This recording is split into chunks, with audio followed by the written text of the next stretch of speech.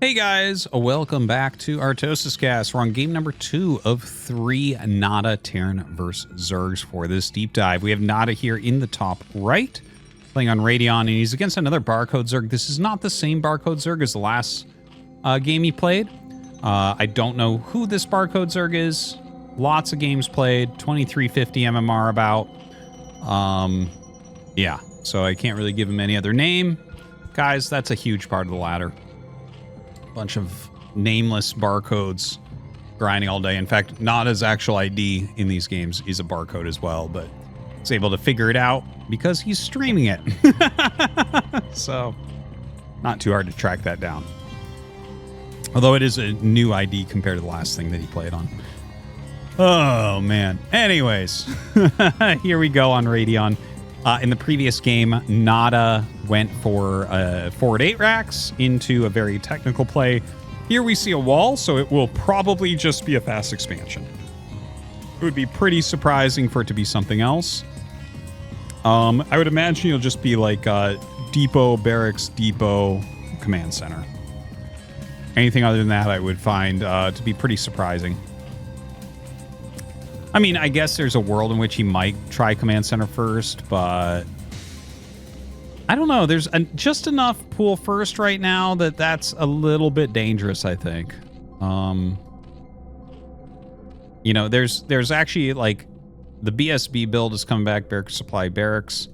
I don't know why exactly it's coming back. I think it's because it's more mid-range and not all in, but still has potential for a kill. But yeah, I think that's actually a really interesting evolution. I guess I'll talk about that. I'm sure we'll run into a cast of that at some point in the following weeks because it's definitely been popping up a bit. Even I've been using it. But yeah, that's a topic for another time. Right now we're focused on NaDa and what he is or is not doing. So gonna go ahead, and he's actually double scouting really quickly. He might be doing this because, like, let's say you go 9 pool here. Like, you actually have to have SCVs down here to hold it. So it seems to me that he's just playing like a very safe game by getting the second scout out more quickly. And it's not a big deal either. Like, normally what you do is you scout on 12, and then the SCV that finishes the barracks scouts.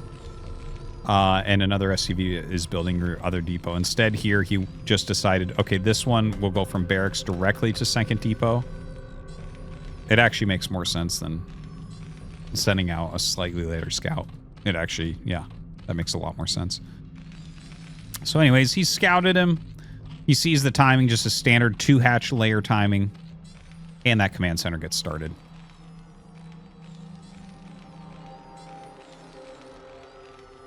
The Marines pull back. Behind that wall. Of course, you normally stand one up in here as well. Very hard for Zerglings to get in. They can only go in single file, so it's actually like not a good idea to attack the Marine that's in there. It screws up the AI quite a bit.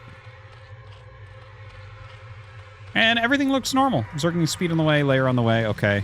And a very fast engineering bay, followed by Academy right here. There it is. All right, so fast +1. Probably we'll see NaDa go into 4X play. Some of the things I'm going to keep an eye on is how aggressively is he trying to play it? How many missile turrets does he want? Is he reinforcing regularly or trying to march? How fast is he going to throw down his factory? What's his SCV count going to look like? These are kind of the things that differentiate. They're like the different factors for when you're playing a 4X +1 build against a Mutalisc opener. And that can just kind of tell you a lot about the style, what your player is trying to accomplish, things like that. So SCV is coming down to mine. Yeah, everything looking pretty good. Pretty normal.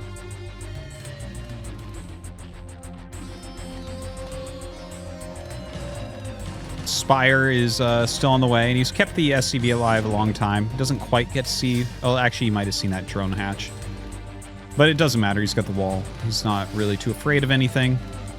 Stim on the way, and we'll see those barracks added pretty quickly here.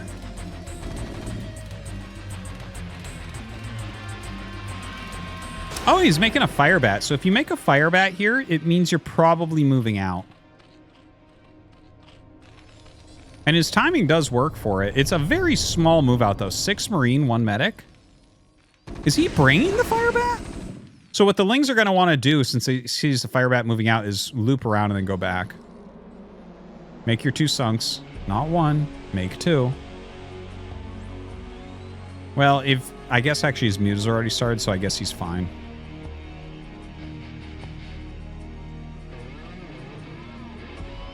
Right? Pretty sure. He's pulling an ample, man. He's just stimming across the map. Ample got known for that for a little bit. On his Academy rushes, he just stimmed twice to get across the map, like, before your Sunkens could finish. But then his Marines are super weak. All right, targeting down a drone. So he got the Lings. He got the Sunk. He got a drone and lost 6 Marines, 1 Medic, 1 Fire Bat. I'm going to go ahead and say I don't think that that was good. But it's borderline enough that we can't really say anything too much beyond that. But generally losing that first group is good for Zerg because they know that your additional pressure won't be very much and they can drone harder. So killing 1 drone in the Sunken, it's like, well, he was going to make the Sunken anyways. And then, but you only got 1 drone. You got the Lings, but he doesn't care about the Lings.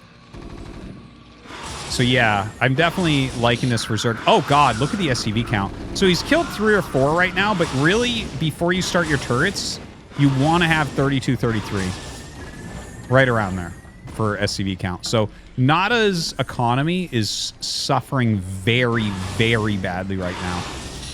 And by the way, normally you'd have a factory by now. Like this right now is like the latest you want to start a factory with a 4X play. But he played it kind of aggressive.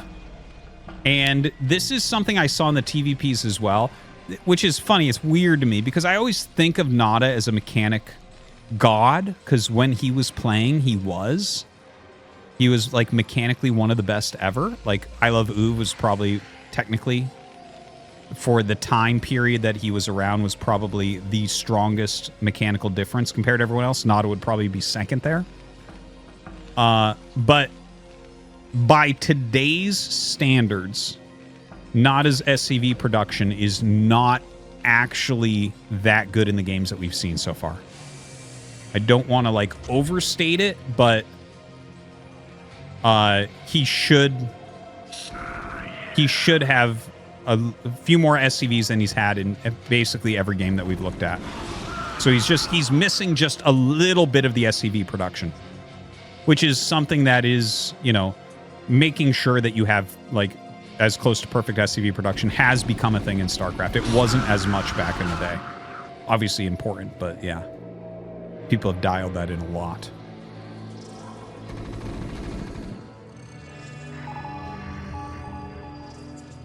So, pretty decent micro so far.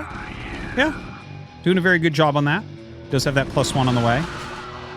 No factory yet still. So, the best pros would have started the factory 2 minutes ago. Their starports would be, like, finishing up. But the thing is, it, like, that wasn't exactly fair to say. I don't want to... It's not like NaDa is bad and pros are good or something like that. Like I mentioned at the beginning, the timing of this tells you a lot about what the player's doing. So, like I said, NaDa's trying to play a more aggressive version of this. A lot of pros right now don't play this as aggressively as NaDa's playing it.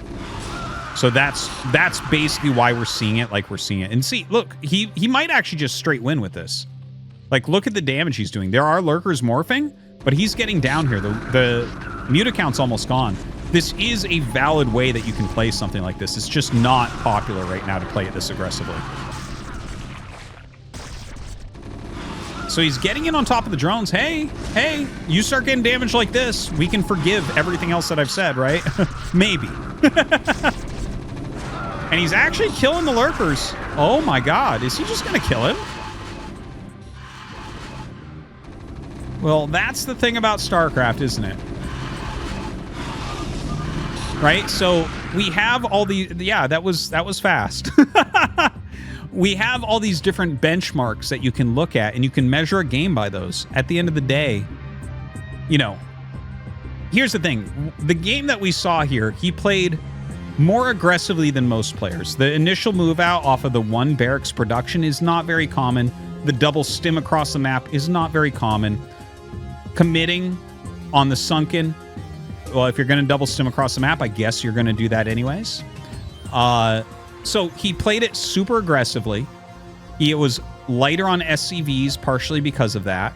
He got his Raxes up. He was trying to keep that production going, and he continued to play it very aggressively. And that made his factory super late. So, like, if he doesn't get massive damage with it, we can look at that point and say, okay, obviously this is not as good a play. But here he's won it. So what do we say about that, right? Like, the thing is, you can play like this. NaDa can play however he wants, right? And it has worked out in this particular game. But this is something that's, like, I think, I'm going to say the wrong word. I don't think this is a word, but I guess how replicable this is, something is important for stability, right? As you continue to play more and more games. Like, let's say you want to re-enter professional play. You need to be able to produce games that are somewhat similar. Like in StarCraft 1, every game is very, very different from each other. But if you're not producing these games in these positions, it's like, yeah, he won this game. How many games can he get to look like this if he's trying to qualify for ASL? One maximum? And the thing is, I would give this, like, I would say the way he played this, with how aggressive he was, I would give it a negative win rate against similarly skilled players to him. Like, it's going to pick up wins, but it's going to get you behind in a lot of ways from some of these other things. So yeah. Anyways, two very different games from NaDa so far. Let me know what you think about my analysis there and how NaDa's playing so far. But we do have another Terran vs. Zerg we're going to check out. So thanks for watching, and that'll be on the next video.